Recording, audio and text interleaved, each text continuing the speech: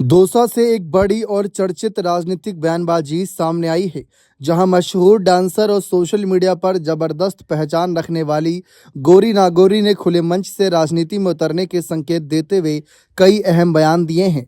दौसा में मीडिया से बातचीत के दौरान गौरी नागौरी ने न केवल भारतीय जनता पार्टी और प्रधानमंत्री नरेंद्र मोदी के प्रति अपना समर्थन जाहिर किया, बल्कि नागौर से चुनाव लड़ने की अपनी मंशा भी सार्वजनिक रूप से रखी है। उनके इस बयान के बाद प्रदेश की राजनीति में हलचल तेज हो गई है। जी हां, माना जा रहा है कि गौरी नागौरी का यह कदम आने वाले समय में राजनीतिक समीकरणों को प्रभावित कर सकता है। गौरी नागौरी ने बातचीत के दौरान खुलकर कहा कि I love BJP, I love Modi. उन्होंने प्रधानमंत्री नरेंद्र मोदी के नेतृत्व की सराहना करते हुए कहा कि उनके शासन में देश ने कई क्षेत्रों में उल्लेखनीय प्रगति की है और वे इस सोच से प्रेरित हैं। इसी क्रम में उन्होंने यह भी ऐलान किया कि भविष्य में नागौर से चुनाव लड़ना चाहती हैं। गौरी नागौरी ने उम्मीद जताई कि नागौर की जनता उन्हें भरपूर समर्थन और अच्छे वोटों से जिताएगी। उनका कहना था कि नागौर की जनता बदलाव चाहती है और वे खुद को उस बदलाव का चेहरा मानती हैं।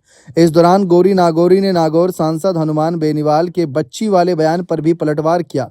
उन्होंने कहा कि आज के दौर में बच्चे और युवा ही सबसे बड़ा तूफान खड़ा कर रहे हैं और बदलाव की असली ताकत भी नई पीढ़ी के पास है। उन्होंने बिना किसी का नाम लिए यह संकेत दिया कि उम्र या लंबे राजनीतिक अनुभव से ज़्यादा जरूरी सोच, नीयत और काम करने की इच्छा होती है।